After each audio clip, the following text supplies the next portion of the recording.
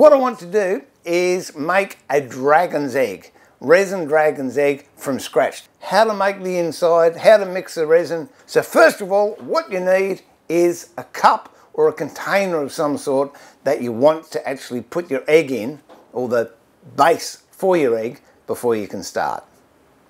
I'm just using a medium sized glass that you get from the picnic part of the supermarket, and that I find ends up to be quite a nice size, and you're not using too much resin either. The next thing is get a piece of timber, or in this case I've got a really nice piece of buckeye burl that, yes, I have shaped it and I've sanded. I actually sandblasted this, but if you've got a compressor or a wire brush, you can get the same results. All you want to do is get any of the loose bark or dirt or grit that's on there off, because what will happen if it's loose, when you put it in the resin and the resin's curing, it'll actually float away, and then you'll get blemishes and bits of debris in your cast. So first of all, doesn't have to be burl either. I've done some with really pretty bits of timber. It just happens I had a bit of burl around, so that's what I'm using. But clean it first, and then you've got to shape it so it fits nicely into the container you're going to use. In order to get a nice colour on your inside of your dragon's egg, it's best, I find, to paint the piece of timber with a matte black. That's just one I picked up from, I think it was a big box warehouse. And then we can put a coat of resin colour on the top before we do the casting. So here goes. You don't really need very much. That's more than enough. I give it a couple of squirts of water, just so it thins it out a bit, and then just paint it all black.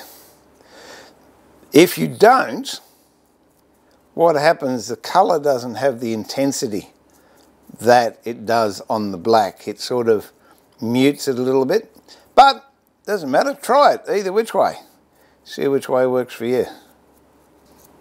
Now, I don't paint the base, and the reason I don't do that is because I'm going to glue that to the bottom of the container that I'm using. As you can see, it's now all black except for the base. And you can leave that dry and it'll take a little while. Or you can do what I'm going to do and just put a heat gun over it. Careful not to burn your fingers. You do run the risk of splitting the timber, but quite frankly, it doesn't matter. So that's what you've got. A burl that's all nice and black. You can use resin to paint this, but what I've found is if you use a UV glue, it's very, very handy. And the thing I like about it, it doesn't go off until you actually put a light onto it, a UV light. As you can see, I haven't used much. And then get your colours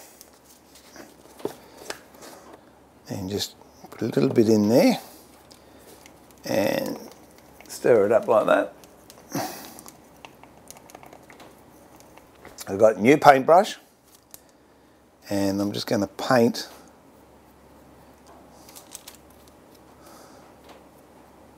this.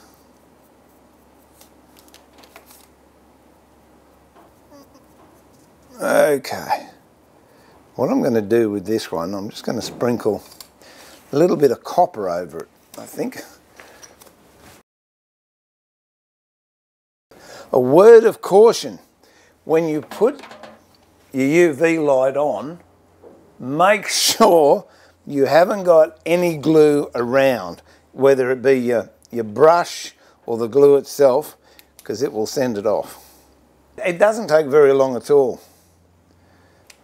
Done, all right? That's now dry to touch.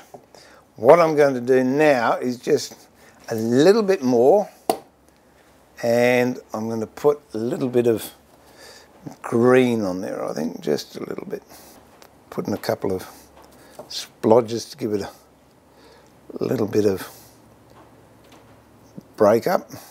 These are really great fun. Once you start, you sort of get addicted to doing them. They're just so much fun.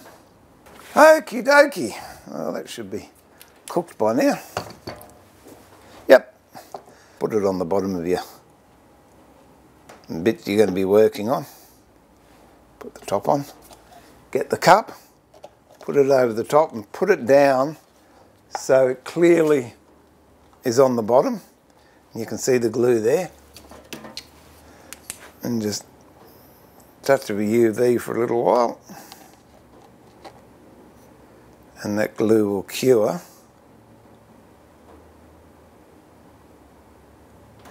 And there you go, it's stuck, it's not going to come out. So I've got the cup. I've got a pair of digital scales that you can zero. And with this I can get right down to the bottom and start mixing anything that's down there.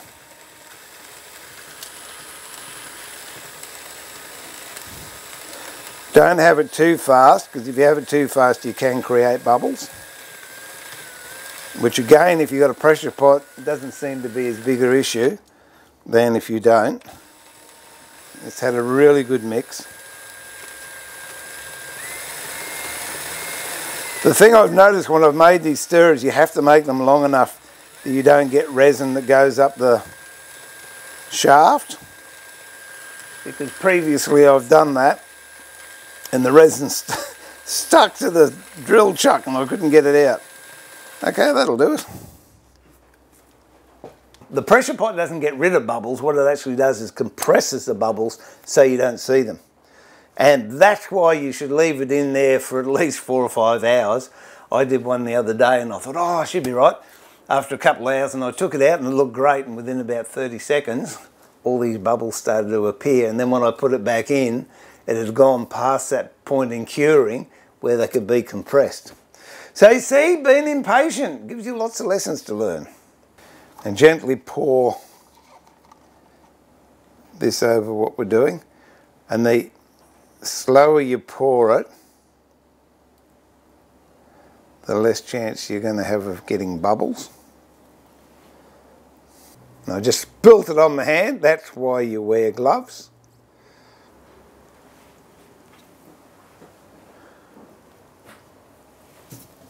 Gently put it in, then open up the drain cock, not hard, slowly, because all that air is going to rush in and it can knock your job over if you let it go in too hard. See what it wants to do. That's going to be close enough, that's 48. For the purpose of filming, that will do. So now,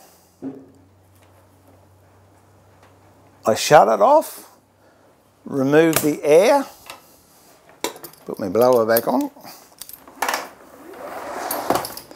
and that blanked off one, I just put over there as a protection.